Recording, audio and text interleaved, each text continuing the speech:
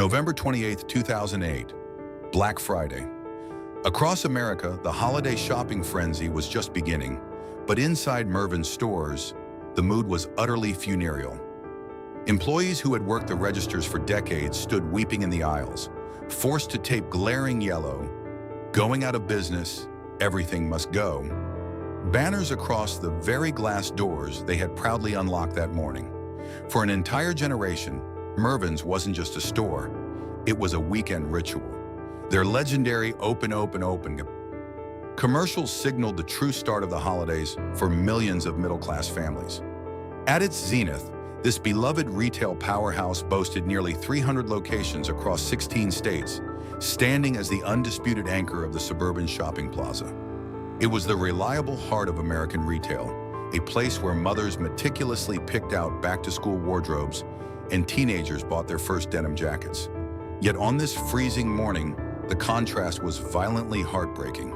Those once vibrant, brightly lit aisles were being stripped down to the bare linoleum. The checkout lanes, historically backed up with carts overflowing with brightly wrapped gifts, now sat dark and abandoned.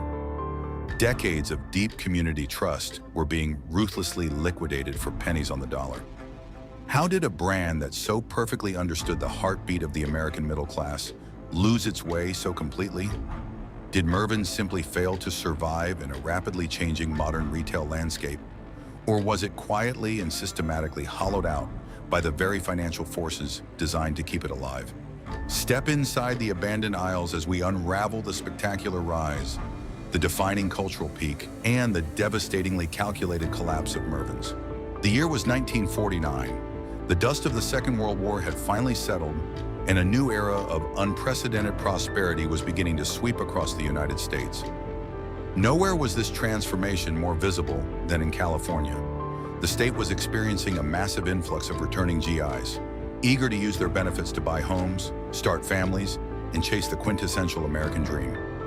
Vast tracts of agricultural land were rapidly being paved over to create sprawling, optimistic suburbs. One such place was San Lorenzo, an unincorporated community in the East Bay region of the San Francisco Bay Area. It was one of the nation's first planned communities, a grid of modest, newly built tract homes, filled with young couples and a booming population of children. It was a community built on hope, hard work, and tight budgets. Enter Mervyn G. Morris. At 29 years old, Morris possessed a sharp entrepreneurial instinct and a deep understanding of the retail business, having grown up working in his family's clothing store in the Central Valley. As he surveyed the rapidly changing retail landscape, Morris noticed a glaring, unaddressed gap in the market. At the time, the American shopping experience was heavily polarized. If a family wanted quality clothing and elegant presentation, they had to travel to the bustling downtown centers to shop at high-end department stores like Macy's or Emporium. These stores were grand and aspirational, but their prices were often out of reach for the new suburban working-class families. On the other end of the spectrum were the bargain basements, the five and dimes, and the early discount variety stores. While these locations offered rock-bottom prices, the merchandise was often of inferior quality, and the shopping experience felt cheap and undignified. Morris envisioned a bridge between these two worlds. He wanted to create a store that offered the respect, organization, and high-quality merchandise of a traditional department store, but with the competitive, affordable pricing of a discount retailer. He wanted a place where a mother could buy durable, stylish clothes for her growing children without having to endure a long commute or stretch her weekly budget to the breaking point. On July 29, 1949, Morris brought this vision to life, opening a modest 2,800 square foot storefront in the heart of San Lorenzo. When it came time to name the business, he decided to use his own first name. However, a local architect designing the store's exterior sign suggested a slight alteration, changing the I to a Y. The architect argued that Mervyn's, with a Y, was visually more balanced and added a touch of flair to the neon signage. Morris agreed, and the iconic brand was born. From the very first day, Mervyn's DNA was distinct and carefully calculated. Unlike larger department stores that sold everything from washing machines to hardware, Morris made the strategic decision to focus almost exclusively on soft lines, apparel for men, women, and children, along with basic home linens and bedding. By ignoring heavy appliances and furniture, he kept his overhead costs low, his inventory manageable, and his store layout clean and easy to navigate. The response from the San Lorenzo community was immediate and overwhelming. Young mothers managing households on single incomes found exactly what they had been looking for: dignity in bargain shopping. Mervyn's offered national brands alongside high-quality private labels. The aisles were wide enough for strollers, the lighting was bright, and the merchandise was always neatly folded. Furthermore, Morris pioneered early customer service policies that generated fierce loyalty. He instituted a generous, hassle-free return policy, trusting his customers in an era when most retailers viewed returns with deep suspicion. He treated the suburban housewife not as a secondary consumer, but as the most important economic force in the country. If a child outgrew a pair of jeans too quickly, or if a shirt shrank in the wash, Mervyn's took it back with a smile. This single store in San Lorenzo was more than just a retail outlet. It was a perfectly timed social experiment.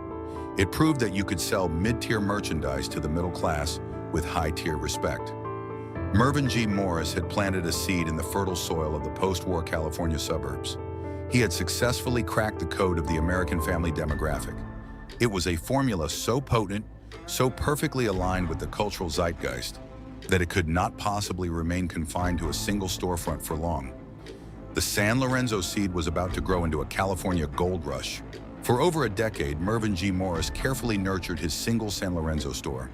He was not interested in reckless expansion or chasing vanity metrics. He was obsessed with perfecting the model. He learned exactly what a suburban family needed, refined the merchandise on the shelves, streamlined the supply chain, and built an unshakable bond with his customer base. But by the 1960s, the secret of Mervyn's was out. The demand for its unique blend of department store quality and discount pricing could no longer be contained within a single zip code. California was experiencing an unprecedented economic and population boom. A newly constructed freeway system was connecting sun-drenched, sprawling suburbs, creating a massive mobile middle class with rising disposable income and an insatiable appetite for consumer goods. Morris recognized that the time to strike had arrived. Mervyn's began a deliberate march across Northern California. Their expansion strategy was brilliant in its simplicity. Instead of sinking millions into massive multi-story anchor stores in expensive downtown districts or battling for space in crowded enclosed malls, Mervyn's targeted neighborhood strip centers. These were familiar, easily accessible locations right on the daily commuting routes of their core demographic. They wanted to be the place where a mother could easily drop in to buy clothes for her kids in a matter of minutes after grocery shopping. It was the art of retail convenience executed flawlessly. By the early 1970s, the pace of expansion reached a fever pitch. Mervyn's broke out of the Bay Area, pushing aggressively into Southern California, blanketing the state with their distinct, brightly lit storefronts. The company officially went public in 1971, providing Morris with the massive influx of capital needed to cross state lines, planting flags in Nevada and Arizona. Every time a new Mervyn's opened its doors, it followed a precisely replicated formula. A focus on national apparel brands, a strong push for high-margin private labels, perfectly organized aisles, and an unrelenting dedication to customer service. Wall Street started to pay close attention. Mervyn's wasn't just a popular regional chain, it was a bona fide money-printing machine. The chain boasted sales per square foot that ranked among the absolute highest in the entire American retail industry. It had achieved the holy grail of commerce, moving the massive volume of a discount store while maintaining the lucrative profit margins of a traditional department store. In 1978, the historical trajectory of Mervyn's changed forever. The Dayton-Hudson Corporation, a retail behemoth based in Minneapolis, was aggressively looking to diversify its portfolio. Dayton-Hudson already owned high-end department stores and was rapidly expanding a promising new discount chain called Target. However, they saw a glaring hole in their empire: the mid-tier family apparel market, the exact space where the most reliable cash was flowing. Mervyn's was the perfect missing puzzle piece. Dayton Hudson acquired Mervyn's in a landmark deal worth nearly $300 million. At the time, the business world viewed it as a marriage destined for greatness. Mervyn Morris gracefully stepped down, handing the torch to a new generation of corporate executives. He believed that his namesake brand was now invincible, backed by the deep pockets and logistical muscle of a national retail giant. For the next decade, the partnership yielded spectacular results. Fueled by Dayton Hudson's endless capital, the California gold rush exploded into a nationwide conquest. Mervyn's pushed eastward into Texas, Utah, Colorado, and the Pacific Northwest. Throughout the 1980s, Mervyn's wasn't just a subsidiary of Dayton Hudson. It was the absolute crown jewel of the corporation. While Target was still struggling to find its footing and traditional department stores were battling economic downturns, Mervyn's generated a relentless torrent of cash flow. It became the undisputed cash cow of the conglomerate. In fact, it was the massive profits generated by Mervyn's that largely funded the aggressive national expansion of the Target brand itself. The Mervyn's formula proved perfectly replicable in suburbs across the American Sunbelt. By the late 1980s, Mervyn's was no longer just a California success story, it was a national retail empire. In Minneapolis, executives continually toasted their brilliant acquisition. Everything seemed invincible. But just beneath the surface of this explosive growth, the seeds of destruction were quietly taking root. Mervyn's had transitioned from an independent, family-run business obsessed with customer satisfaction into a cold line item on a massive corporate balance sheet. As the 1990s approached, the American retail landscape was preparing for a seismic shift, and ironically, the very parent company that had propelled Mervyn's to the summit would soon become the chief architect of its agonizing decline. By the early 1990s, Mervyn's had evolved from a highly profitable regional retail chain into an undeniable, deeply ingrained cultural institution. It was no longer simply a convenient place to purchase affordable clothing. It had become a woven thread in the very fabric of the American middle-class lifestyle. This remarkable transformation from a store into a household name was permanently cemented by one of the most brilliant, memorable, and enduring marketing campaigns in the history of television advertising. As the holiday season approached each year, millions of televisions across the country would broadcast a familiar, delightfully frantic scene. A woman, bundled heavily in winter clothing, stands outside a set of closed glass doors. She presses her hands and then her entire face against the cold glass, peering desperately into the brightly lit, fully stocked store. Her voice, muffled by the glass but incredibly urgent, chants a single rhythmic plea. Open, open, open, open. It was an absolute masterclass in consumer psychology and advertising.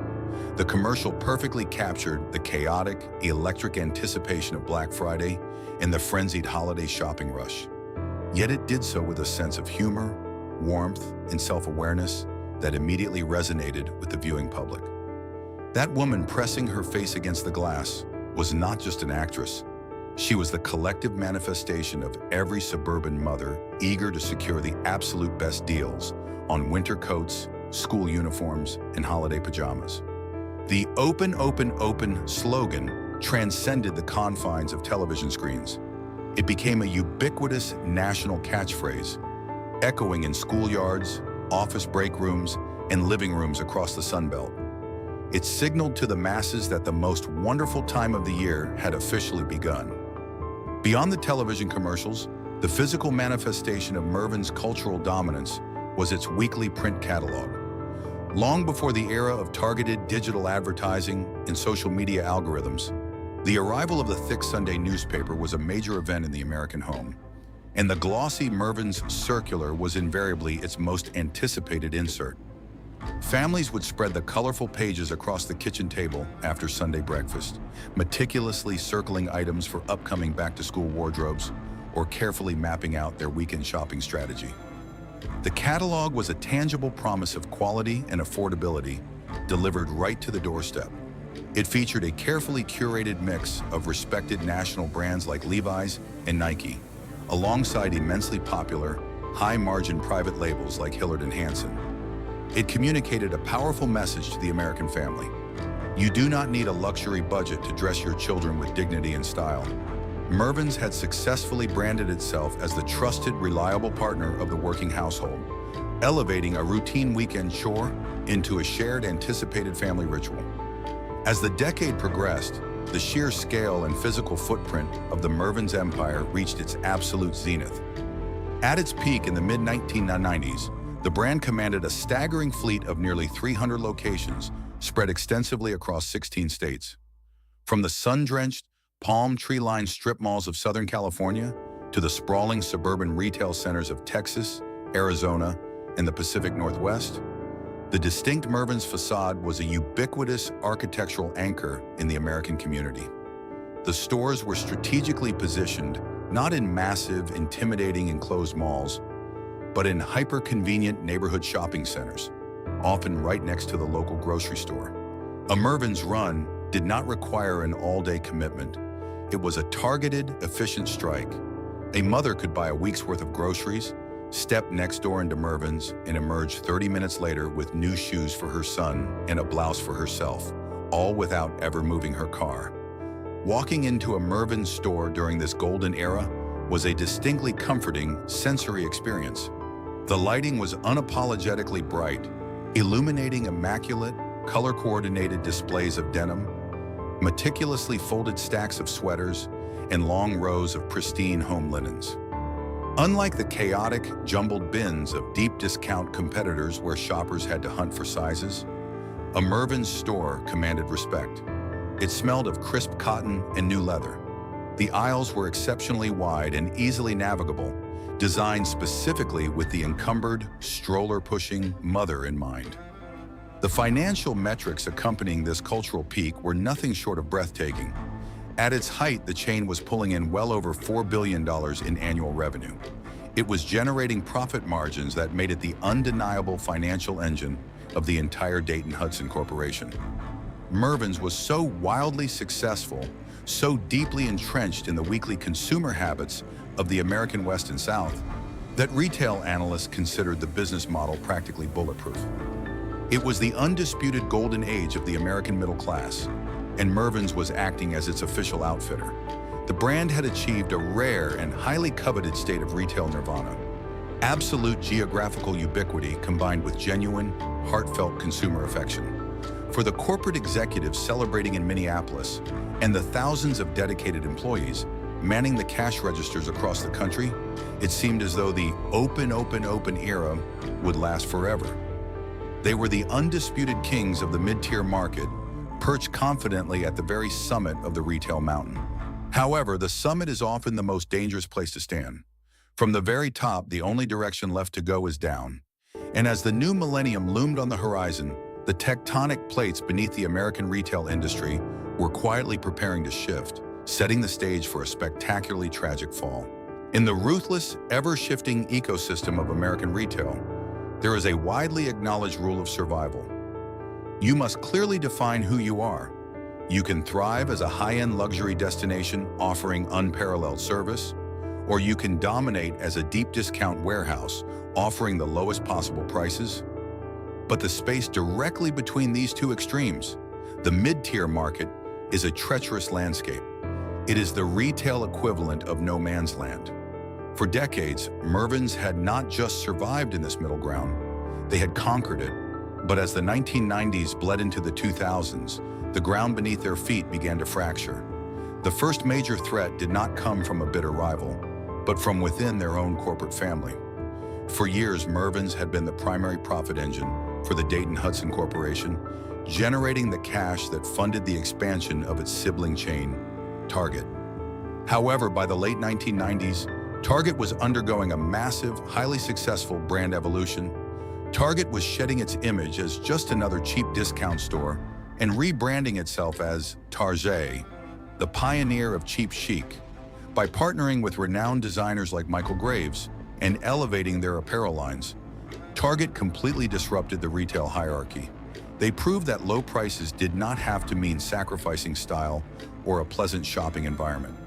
Suddenly, the very demographic that Mervyn's relied upon, The budget-conscious, suburban mother looking for affordable style was pushing a red shopping cart through Target instead. Why pay mid-tier prices for a basic sweater at Mervyn's when Target offered a trendier, designer-adjacent version for less? Target was effectively cannibalizing Mervyn's lower-end customer base, and the parent company, seeing the explosive growth, did nothing to stop it. In fact, in the year 2000, Dayton-Hudson officially renamed itself Target Corporation, signaling exactly who the favorite child was. Simultaneously, a massive external threat was gathering on the horizon, advancing rapidly from the Midwest. Kohl's, a rapidly growing department store chain, had closely studied the Mervyn's playbook and perfected it for the modern era. Kohl's adopted the exact same off-mall strip center strategy that had made Mervyn's so successful. They offered the same convenient parking, the same focus on national brands like Levi's and Nike, and the same target demographic of suburban families. But Kohl's weaponized this model with newer, brighter stores, a revolutionary racetrack layout that forced shoppers past high-margin items, and a highly aggressive, gamified promotional strategy. The introduction of Kohl's Cash created a psychological loop of loyalty that Mervyn's aging promotional tactics simply could not match. As Kohl's aggressively marched westward into California, Texas, and the Pacific Northwest, the very heart of Mervyn's territory, they began systematically building stores right across the street from aging Mervyn's locations. It was a direct, unapologetic declaration of war, and Kohl's was winning. Caught in this brutal crossfire, Mervyn's suffered an identity crisis. They were paralyzed, trapped in the middle. They could not lower their prices enough to compete with the sheer volume and chic appeal of Target, nor could they match the relentless promotional machinery and fresh aesthetic of Kohl's. Meanwhile, traditional mall anchors like Macy's were successfully capturing the higher-end, aspirational shoppers. Mervyn's no longer had a distinct reason to exist. The brand that once defined the American middle-class shopping experience was now fading into the background noise of the suburban landscape. This loss of identity was starkly visible in the physical stores themselves. Because Target Corporation was funneling the lion's share of its capital expenditure into opening hundreds of new Target supercenters, Mervyn's was starved of the resources needed for remodeling and modernization. The once pristine stores began to show their age. The bright fluorescent lighting, once a symbol of cleanliness, now felt harsh and clinical. The linoleum floors looked scuffed and tired. The merchandise displays lacked the vibrant, curated feel of their competitors. Walking into a Mervyn's in the early 2000s felt like stepping into a time capsule from 1992. The magic of the open era was evaporating, replaced by a lingering sense of stagnation. Loyal customers, who had practically lived in Mervyn's aisles a decade prior, began to drift away, drawn by the novelty of Kohl's or the trendy convenience of Target. Mervyn's was bleeding market share, losing its cultural relevance, and experiencing an alarming stagnation in sales. The beloved brand was sinking, completely lost in the middle. Yet instead of throwing a lifeline to the chain that had once carried the entire company on its back, the executives at Target Corporation began calculating how to quietly and profitably cut the dead weight loose.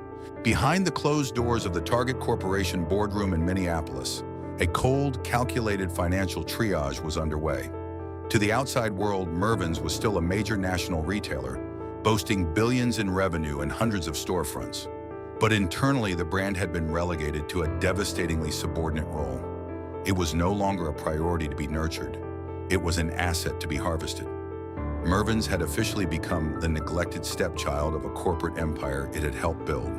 In the retail industry, survival is intrinsically linked to capital expenditure. The money a parent company reinvests into its chains to remodel stores, upgrade infrastructure, and implement cutting-edge technology. By the dawn of the 21st century, Target Corporation had made a definitive choice regarding its capital allocation. Nearly every available dollar was being aggressively funneled into the explosive, nationwide expansion of Target supercenters. Mervyn's, the reliable cash cow that had historically funded this very expansion, was suddenly put on a starvation diet. The most crippling manifestation of this neglect was a catastrophic lack of technological investment. While competitors like Walmart, Kohl's, and especially Target were revolutionizing the retail landscape with state-of-the-art inventory management systems and real-time data analytics, Mervyn's was left stranded in the digital dark ages. They were essentially forced to operate a 21st century retail chain using 1980s infrastructure. This technological deficit had immediate, disastrous consequences on the sales floor. Without modern tracking systems, Mervyn's supply chain became sluggish and wildly inefficient. Store managers found themselves unable to accurately predict or respond to consumer demand. Highly sought-after items, like a specific size of Levi's jeans or a popular children's winter jacket, would sell out quickly, but the replenishment process was agonizingly slow, leaving shelves empty for weeks. Conversely, the company consistently overordered less popular items, resulting in massive stockpiles of unwanted inventory that eventually had to be heavily marked down, crushing profit margins. Shoppers grew increasingly frustrated. A mother making a quick trip for school uniforms could no longer trust that Mervyn's would actually have her child's size in stock. Beyond the technological rot, Mervyn's also suffered from a profound lack of visionary leadership. Because Target Corporation viewed the chain as a declining asset rather than a growth engine, they stopped assigning their top-tier executive talent to Mervyn's headquarters in California. Instead, the Mervyn's C-suite became a revolving door. It was often used as a temporary training ground for junior executives destined for Target, or as a quiet pasture for older executives nearing retirement. Consequently, there was no cohesive, long-term strategy to save the brand. There were no bold, innovative merchandising initiatives. While Target was launching highly publicized partnerships with international fashion designers to create a sophisticated empire, Mervyn's was merely trying to keep the lights on with uninspired, generic apparel lines that failed to excite the modern consumer. The internal corporate culture at Mervyn's, once characterized by the passionate, family-oriented ethos established by Mervyn G. Morris, began to sour. Longtime employees who had proudly worn the Mervyn's name tag for decades felt a deep, pervasive sense of abandonment. When regional managers requested funds for basic store maintenance, fixing a broken escalator, replacing torn carpets, or updating the faded exterior signage, the requests were routinely denied.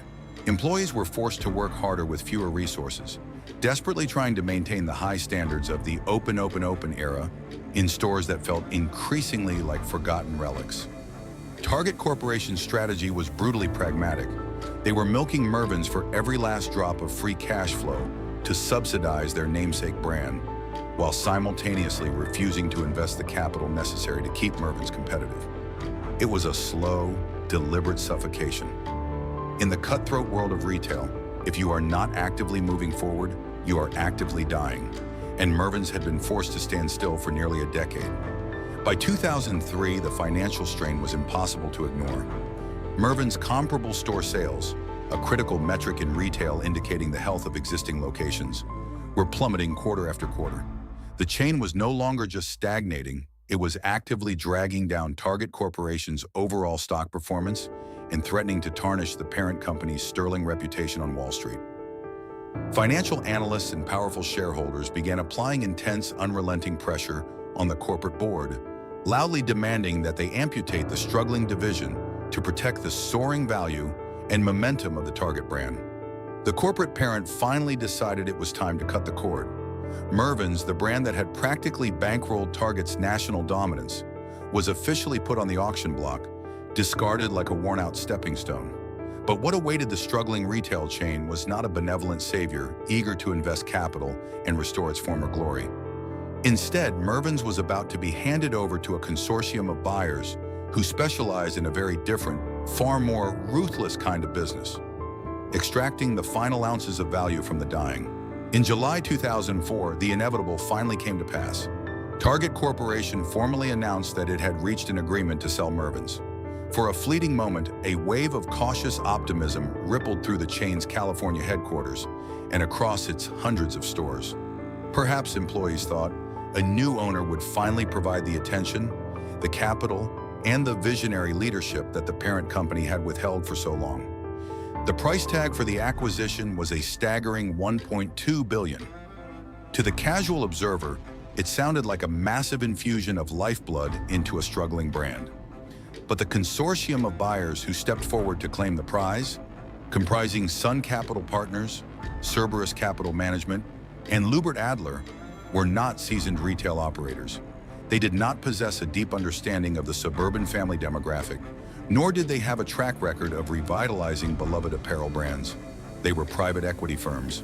And in the ruthless ecosystem of corporate finance, private equity firms are rarely viewed as doctors arriving to heal a sick patient. They are often the financial equivalents of vultures circling a wounded animal. To understand the true tragedy of the 2004 sale, one must understand the devastating mechanics of a leveraged buyout, or LBO. When the private equity consortium purchased Mervyn's, they did not use $1.2 billion of their own cash. Instead, they borrowed heavily to finance the acquisition. Then, in a maneuver that is perfectly legal but fundamentally cynical, they transferred that massive mountain of debt directly onto Mervyn's own balance sheet.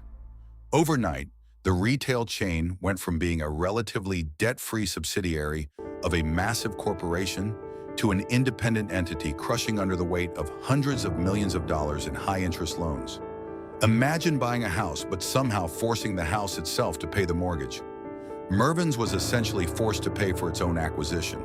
From the very first day under new ownership, before a single pair of jeans or winter coat was sold, the company was bleeding cash just to service the interest on its newly acquired debt. Furthermore, the separation from Target Corporation was brutally abrupt. When Target sold Mervyn's, they did not just hand over the keys, they systematically severed the corporate umbilical cord. Mervyn's suddenly lost access to Target's world-class IT infrastructure, its highly optimized distribution networks, and the immense purchasing power that came from being part of a national conglomerate. As an independent company once again, Mervyn's was forced to spend millions of dollars it didn't have to rebuild essential back-end systems, human resources, logistics, and inventory management, entirely from scratch. Inside the corporate offices, the atmosphere grew instantly toxic.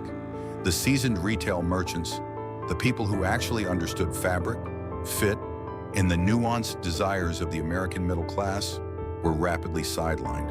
In their place arrived armies of spreadsheet analysts, financial engineers, and restructuring experts. Their primary directive was not to sell more clothes, build customer loyalty, or restore the magic of the open era. Their sole objective was to aggressively extract cash to satisfy the crushing demands of the newly acquired debt. The cost-cutting measures were enacted with terrifying speed and severity.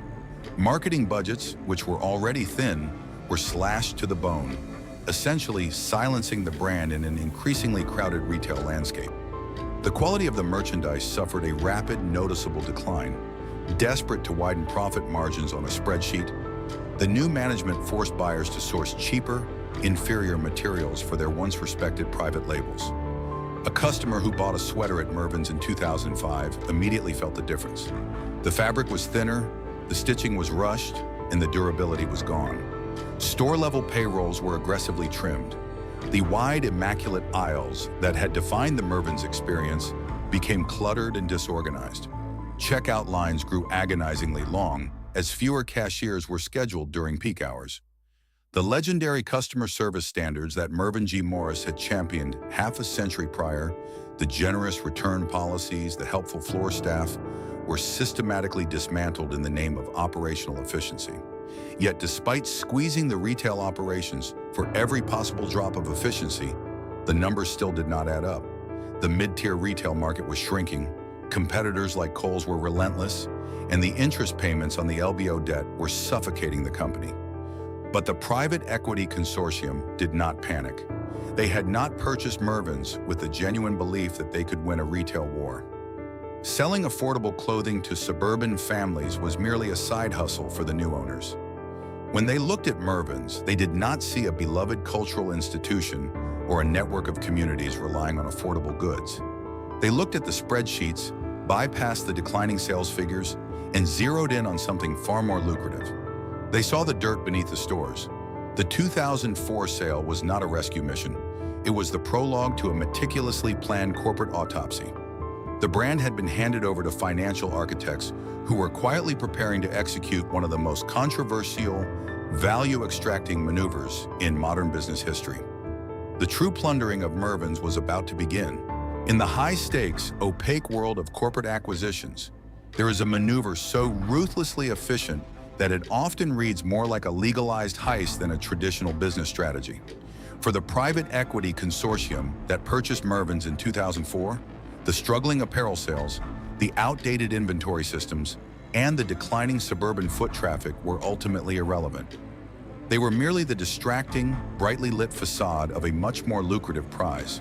The true treasure of Mervyn's was not neatly folded on its display tables or hanging on its clearance racks.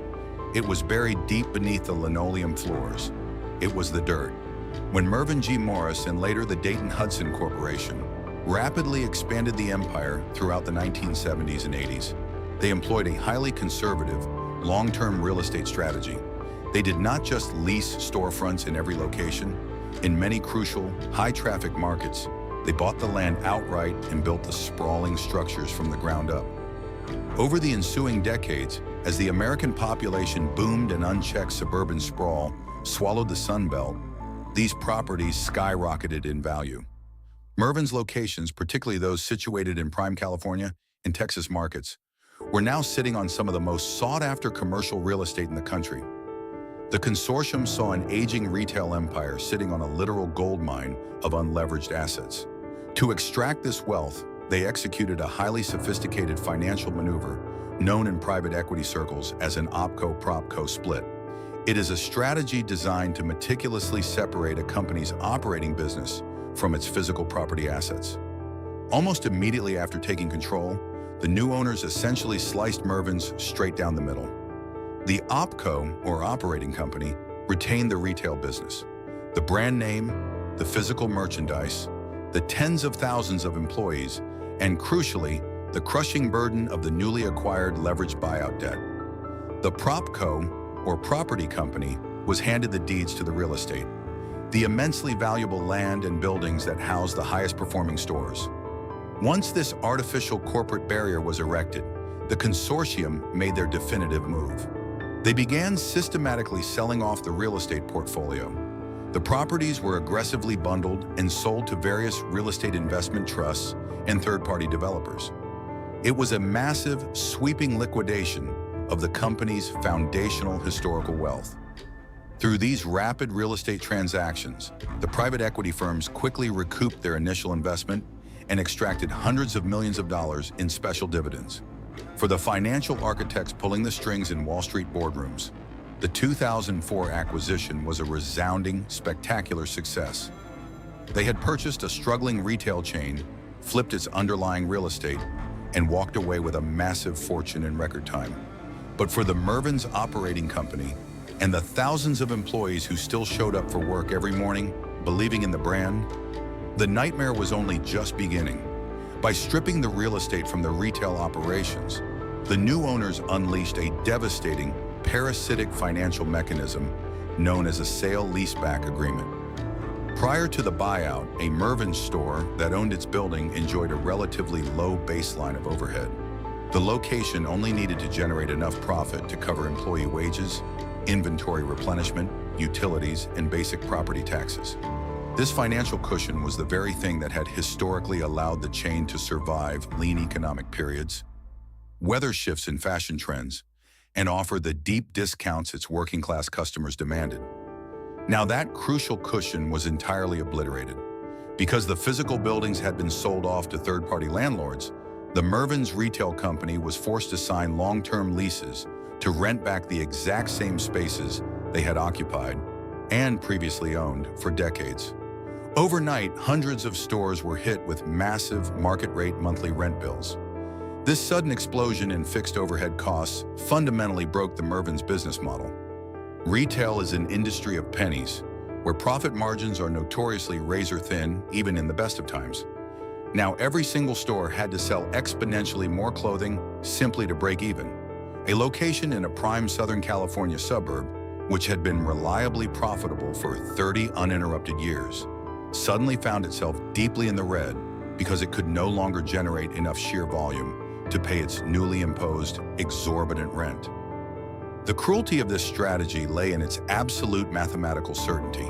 The private equity owners had burdened the operating company with two insurmountable obstacles simultaneously: the massive, compounding interest payments from the initial LBO and the crippling new lease obligations from the real estate sell-off.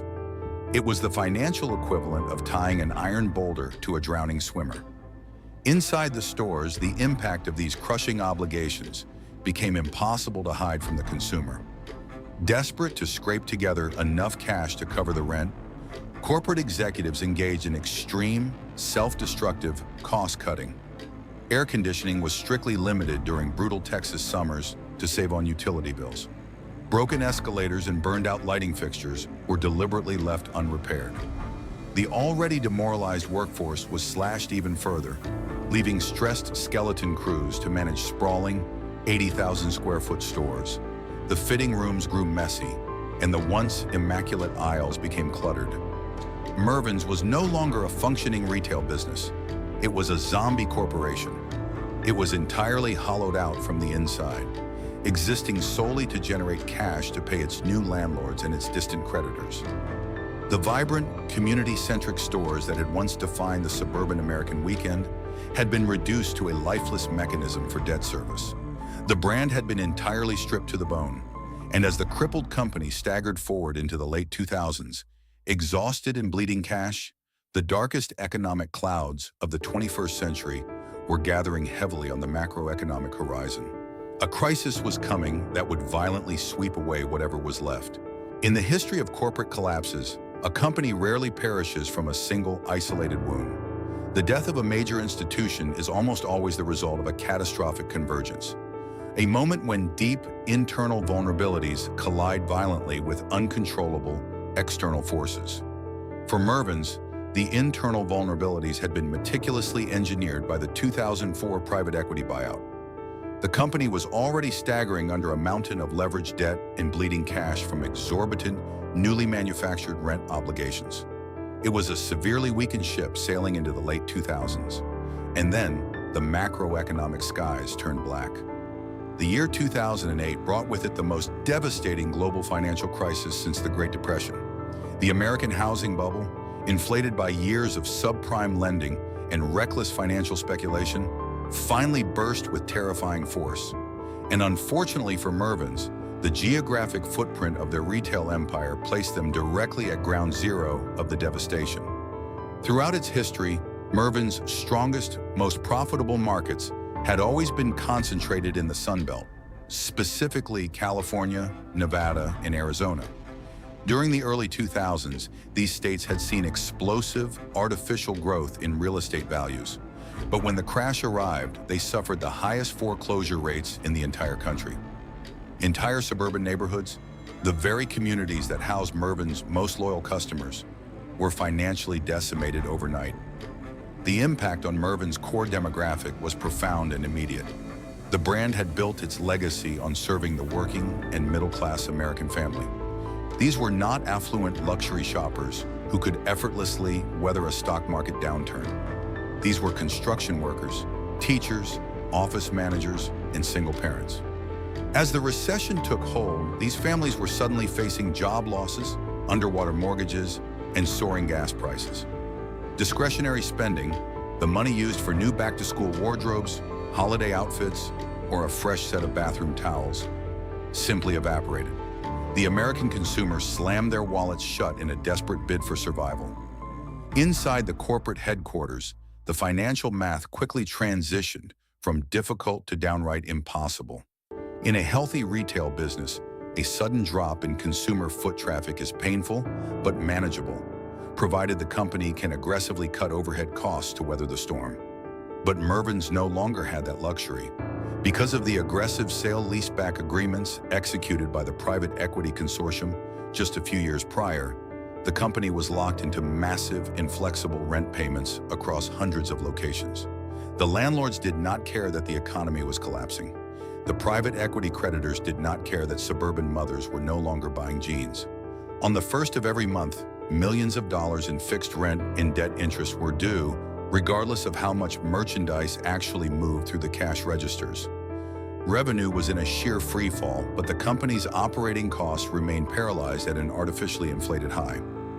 This toxic imbalance triggered the final, dreaded phase of retail failure, the vendor death spiral.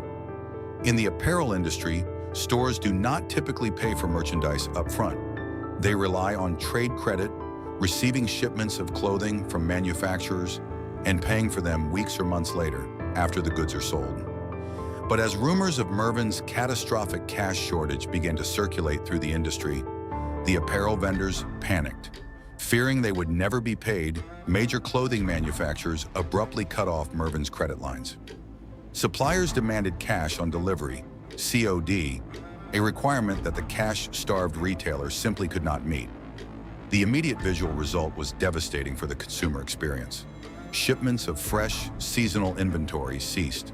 The wide aisles of Mervyn's stores began to look hauntingly sparse. Racks that were normally packed with the latest styles stood half empty. The merchandise that did remain was heavily discounted, creating an atmosphere of desperation rather than a welcoming shopping environment. When loyal customers did venture into the stores hoping for a distraction from the bleak economic reality, they found a depressing, hollowed-out shell of the brand they once loved. By the summer of 2008, the pressure became fatal. The internal bleeding from the debt and the external trauma of the Great Recession had finally broken the company's back. On July 29, 2008, ironically the exact date of the brand's 59th anniversary, Mervyn's officially filed for Chapter 11 bankruptcy protection.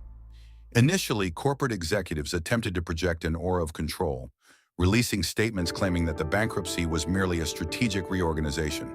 The stated plan was to close underperforming locations, renegotiate leases with unyielding landlords, and emerge from court protection as a leaner, more competitive company. But it was a false hope. The global credit markets were frozen solid. Major investment banks like Lehman Brothers were collapsing, and no financial institution was willing to extend a lifeline to a crippled, mid-tier department store in the middle of a generational economic meltdown. The perfect storm had not just damaged Mervyn's, it had completely engulfed it. The time for reorganization had passed. The only thing left to orchestrate was the funeral. By October 2008, the fragile hope of a successful corporate reorganization had completely evaporated. Any desperate attempts to secure emergency loans or find a willing buyer for the chain ended in failure amidst the catastrophic collapse of the global financial markets.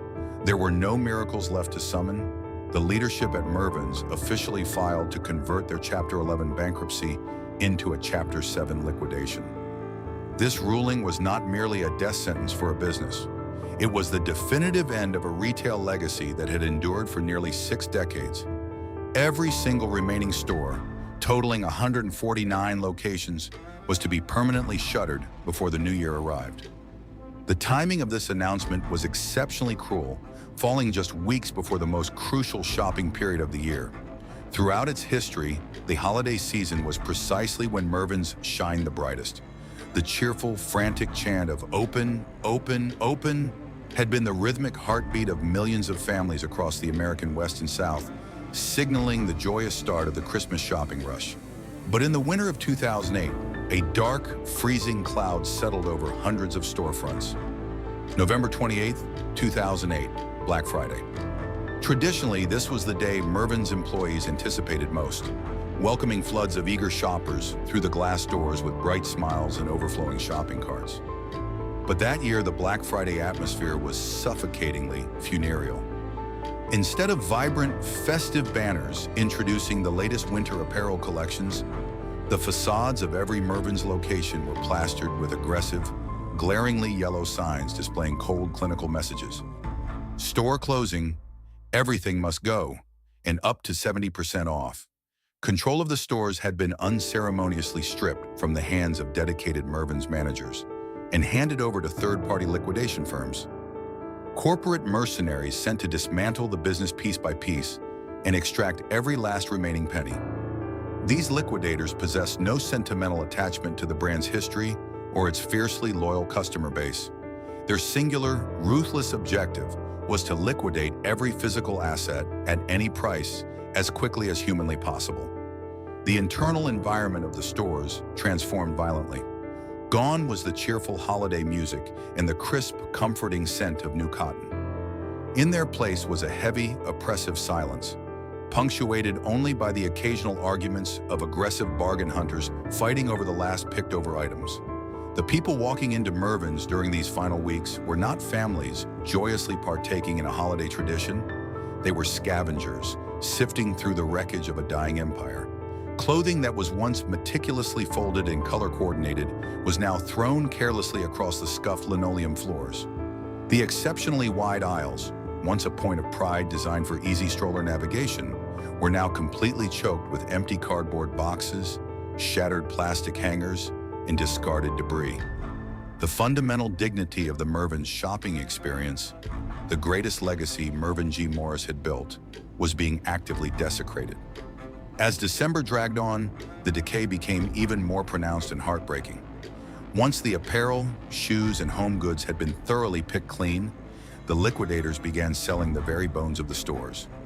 Heavy steel shelving units, glass display cases, wooden tables, and even the eerie, faceless mannequins were slapped with price tags. Emergency exit signs and plastic shopping baskets were aggressively hawked for a few dollars each. The stores were being literally stripped down to the bare walls, right in front of the public eye. Yet the most devastating tragedy of the liquidation was not found in the empty shelving units, but in the faces of the people wearing the familiar Mervyn's name tags. Approximately 30,000 employees had been handed termination notices. Among them were countless individuals who had dedicated their entire youth and professional careers to a single store location. There were women who had worked the cash registers for 20 or 30 years. They had watched entire generations of customers grow up, from children holding their mothers' hands to buy kindergarten uniforms, to mothers bringing their own children into the same store. For these dedicated workers, Mervyn's was not merely a paycheck. It was a deeply ingrained community, a second family. Now they were being forced to dismantle their own home. Veteran managers were required to manually write out the final, humiliating markdown signs, clean up the disgraceful messes left by scavenging crowds, and count down the agonizing hours until their livelihoods were permanently erased, all during the worst economic downturn of their lifetimes. Many employees openly wept as they stood behind their registers for the final time. They shared tearful embraces with longtime, familiar customers, exchanging decades-old memories in the middle of a space that was rapidly becoming a hollow, echoing warehouse. In the final days of December 2008, the last batch of stores officially ceased operations. The bright fluorescent lights that had reliably illuminated suburban parking lots for decades finally flickered out. The keys were turned in the glass doors one last time. Across the country, hundreds of massive retail spaces fell completely dark. The iconic Mervyn's exterior signs featuring the familiar font that had anchored strip malls for half a century were slowly unbolted and taken down, leaving behind only faint, faded scars on the brickwork, the literal ghosts of a brand that had once seemed completely irreplaceable. The collapse of Mervyn's was not just the termination of a corporate entity, it was the extinguishing of a distinct piece of the American suburban dream. The locked, abandoned storefronts became cold, lingering monuments to the sheer devastation that unbridled corporate greed and Wall Street financial engineering could inflict upon the deepest cultural institutions. The empire had fallen totally and definitively, leaving behind tens of thousands of stranded workers and an unfillable void in the memories of an entire generation. In the quiet, devastating aftermath of the 2008 liquidation, the physical footprint of Mervyn's vanished rapidly, but the emotional resonance of the collapse lingered heavily. For one family in particular, the death of the retail chain was not merely a corporate failure, it was a deeply personal tragedy. Mervyn G. Morris, the visionary founder who had planted the original San Lorenzo seed in 1949, was forced to watch from the sidelines as the empire bearing his own name was unceremoniously dismantled and sold for scrap. In a heartbreaking postscript to the liquidation, the Morris family made a desperate, emotional bid to salvage their legacy. In 2009, Mervyn's sons successfully purchased the intellectual property and naming rights of Mervyn's during the bankruptcy proceedings. They hoped that somehow they might be able to revive the beloved brand, perhaps as an online-only retailer or a vastly scaled-down regional chain. But the retail landscape had shifted too radically. The magic of Mervyn's was intrinsically tied to the physical community experience. The brightly lit aisles, the Sunday catalogs, and the familiar neighborhood storefronts. Without the physical stores and the massive logistical infrastructure, the name was just a ghost. The grand revival never materialized, and the Morris family eventually had to accept that the era of Mervyn's was permanently closed. Meanwhile, the highly coveted real estate that had ultimately doomed the operating company became the spoils of war for surviving competitors. The prime suburban locations that Mervyn's had anchored for decades were quickly carved up and absorbed by expanding chains like Kohl's, Burlington Coat Factory, and Forever 21. Yet in many towns heavily impacted by the Great Recession, the massive cavernous buildings sat completely abandoned for years. Their distinct architectural facades remained untouched, serving as lingering, haunting monuments to a vanished way of American life. Today, Mervyn's exists entirely in the realm of cultural nostalgia. It survives in the fond, collective memory of millions of Americans who recall the comforting routine of a weekend shopping trip, the anticipation of a back-to-school wardrobe, and the frantic, joyful energy of the legendary Open, Open, Open House commercials. But beyond the nostalgia, the spectacular rise and devastating fall of Mervyn's serves as a grim, enduring cautionary tale for the modern business world. It is a stark reminder that in the unforgiving arena of retail, past dominance offers absolutely no protection against future irrelevance. Mervyn's did not die simply because consumer tastes changed. It was systematically destroyed when it lost its distinct identity in the middle market and allowed itself to be transformed from a beloved, customer-centric institution into a heavily leveraged financial pawn. The tragedy of Mervyn's is the ultimate proof that when corporate finance completely divorces itself from the human element of retail, the soul of a company dies long before the final doors are locked. The collapse of Mervyn's offers a sobering lesson that extends far beyond the boundaries of a single retail chain. It proves that no empire is truly invincible, regardless of how deeply it is woven into the cultural fabric. A brand can fundamentally shape the memories of an entire generation, anchor countless communities, and generate billions of dollars, yet still vanish completely when it loses sight of its core identity. Mervyn's did not simply fade away because the American middle class stopped buying clothes, or because suburban shopping centers lost their appeal overnight. The company was methodically dismantled when its corporate parent decided it was a disposable asset, and when private equity firms viewed its legacy not as a foundation to build upon, but as a real estate portfolio to be aggressively extracted. In the relentless pursuit of short-term financial engineering, the human element of retail, the very soul that Mervyn G. Morris carefully cultivated back in 1949, was entirely forgotten. When those glaring yellow liquidation banners went up and the final doors were locked, what disappeared was not just a place to buy affordable denim or back-to-school shoes. It was a shared American ritual. It was the frantic, joyous anticipation of open, open, open on a freezing November morning. It was a reliable, comforting cornerstone of the suburban weekend. Retail, at its absolute best, is never just about transactions. It is about the communities it serves and the memories it helps create. Mervyn's understood that better than anyone, until the people running the spreadsheets forgot. Businesses survive through adaptation and a relentless commitment to their customers, but they die when they believe that their past success will automatically protect their future. Thank you for watching. If you grew up shopping at Mervyn's, or if you remember the excitement of the Open, Open, Open commercials, please share your memories in the comments below. Don't forget to subscribe and like the video for more deep dives into the forgotten chapters of American retail history.